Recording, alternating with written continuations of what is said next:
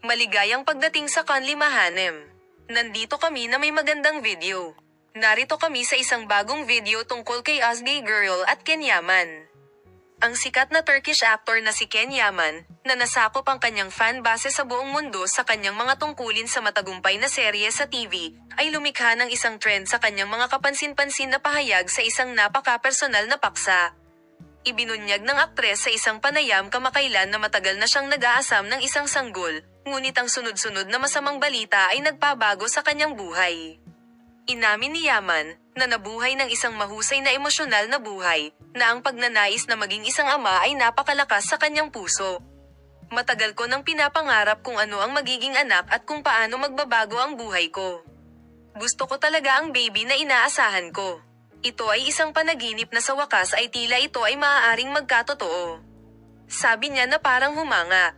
Gayunpaman, nasira ang kanyang kaligayahan sa masamang balitang natanggap niya sa huling minuto. Bagamat hindi siya nagbigay ng detalyadong impormasyon tungkol sa sitwasyon, sinabi niya na ito ay isang napakabigat na dagok para sa kanya at sa kanyang pamilya. Hindi ko inaasahan ito, sabi niya. Salamat sa panonood ng aking video Palem, makita ka sa mga bagong video.